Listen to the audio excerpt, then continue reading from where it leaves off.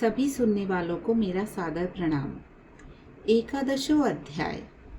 सशंख चक्रम सकिरीट कुंडलम सपीत वस्त्रम ससीरुहीक्षणम सहार वक्षस्थल कौस्तुभश्यम नमामि विष्णुम शीर्षा चतुर्भुजम। नारद जी बोले, सब मुनियों को जो भी दुष्कर्म है, ऐसा बड़ा भारी तप जो इस कुमारी ने किया, वह हे महामुने हमसे सुनाइए। श्री नारायण बोले, अनंतर ऋषि कन्या ने भगवान शिव, शांत पंचमुख सनातन महादेव को चिंतन करके परम दारुण तप आरंभ किया। सर्पों का आभूषण पहने देव, नंदी, भृंगी आदि गणों से सेवित, 24 तत्वों और तीनों गुणों से युक्त, अष्ट महासिद्धियों तथा प्रकृति और पुरुष से युक्त, अर्धचंद्र से सुशोभित मस्तक वाले, जटाजूट से विराजित भगवान के प्रीत्यर्थ उस बाला ने परम तप आरंभ किया। ग्रीष्म ऋतु के सूर्य होने पर पंचाग्नि के बीच में बैठकर, हेमंत और शिशिर ऋतुओं में ठंडे जल में बैठकर, खुले हुए मुख वाली जल में खिले हुए कमल की तरह शोभित होने लगी। सिर से नीचे फैली हुई काली और नीली अलकों से ढकी हुई वह जल में ऐसी मालूम होने लगी जैसे कीचड़ की लता सेवारों के समूह से घिरी हुई हो। शीत के कारण नासिका से निकलती हुई शोभित धूम राशि इस तरह दिखाई देने लगी जैसे कमल से मकरंद पार करके भ्रमर पंक्ति जा रही हो। वर्षा काल में आसन से युक्त चौतरे पर बिना छाया के सोती थी और वह सुंदर अंग वाली प्रातः साय धूमपान करके रहती थी। उस कन्या के इस प्रकार के कठिन तप को सुनकर इंद्र बड़ी चिंता को प्राप्त भये। सब देवताओं से दुष्प्रद और ऋषियों से स्पृहणीय उस ऋषि कन्या के तप में लगे रहने पर, हे नृपनंदन, हे क्षत्रिय भूषण, 9000 वर्ष व्यतीत हो गए। उस बाला के तप से भगवान शंकर ने प्रसन्न होकर उसे अपना इंद्रियातीत स्वरूप दिखलाया। भगवान शंकर को देखकर देह में जैसे प्राण आ जाए, वैसे सहसा खड़ी हो गई और तप से दुर्बल होने पर भी वह बाला उस समय हृष्ट पुष्ट हो गई। बहुत वायु और घाम में क्लेश पाई हुई वह शंकर को बहुत अच्छी लगी और उस कन्या ने झुककर पार्वती जी शंकर जी को प्रणाम किया। उन विश्ववंदित भगवान का मानसिक उपचारों से पूजन करके और भक्ति युक्त चित्त से जगत के नाथ की स्तुति करने लगी।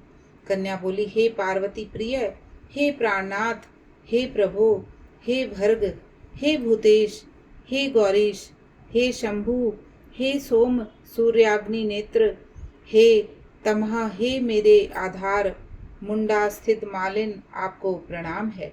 अनेक तापों से व्याप्त है, अंगों से पीड़ा जिसके ऐसा तथा परम घोर संसार रूपी समुद्र में डूबा हुआ, दुष्ट सर्पों तथा काल के तीक्ष्ण दांतों से डसा हुआ मनुष्य भी यदि आपकी शरण में आ जाए तो मुक्त हो जाता है। हे विभो, जिन आपने बाणासुर को अपनाया और मरी हुई अलर्क राजा की पत्नी को जिलाया, ऐसे आप हे दयानाथ भूतेश, चंडीश, भव्य भवत्राण, मृत्युंजय, प्राणनाथ, हे दक्ष प्रजापति के मख को ध्वंस करने वाले, हे समस्त शत्रुओं के नाशक, हे सदा भक्तों को संसार से छुड़ाने वाले, हे जन्म के हर्ता, हे प्रथम सृष्टिकर्ता, हे प्राणनाथ, हे पाप के नाश करने वाले, आपको नमस्कार है।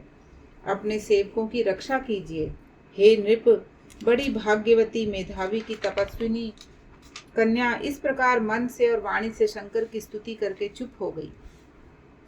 श्री कृष्ण बोले, कन्या द्वारा की हुई स्तुति सुनकर और उसके किए हुए उग्र तप से प्रसन्न मुख कमल सदाशिव कन्या से बोले, हे तपस्विनी, तेरा कल्याण हो।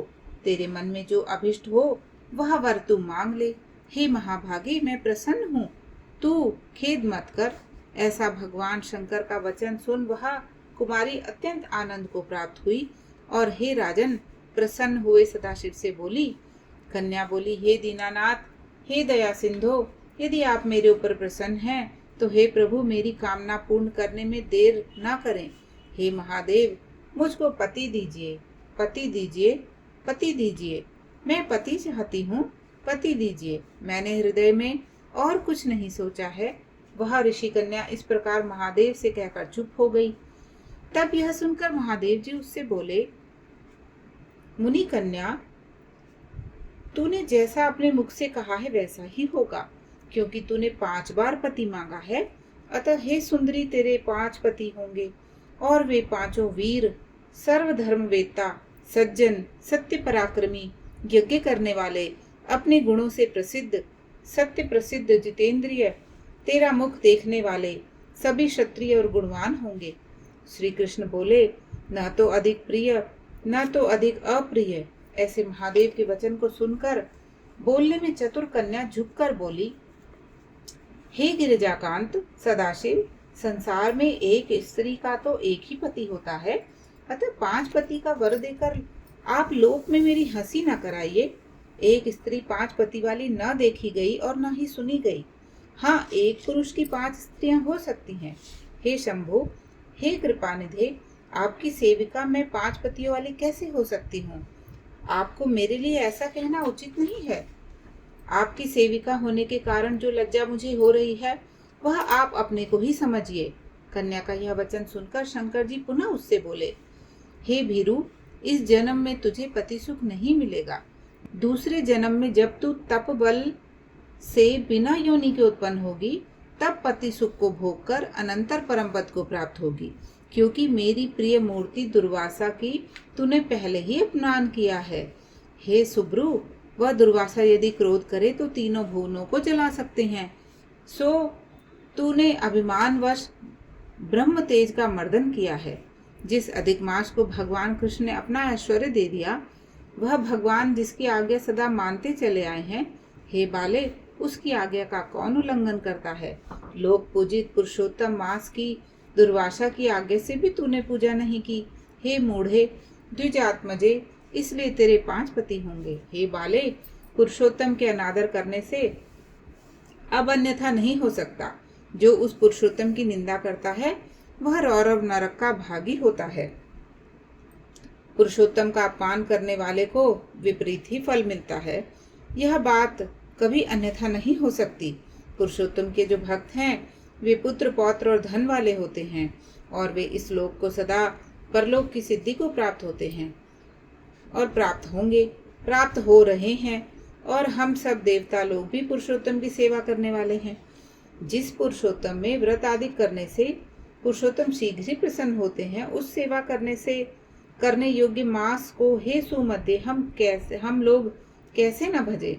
उचित और अनुचित विचार की चर्चा करने वाले अतएव अनुकरणीय जो मुनि हैं, उन अति उत्कट श्रेष्ठ तपस्वी पुरुषों का वचन कैसे मिथ्या हो सकता है?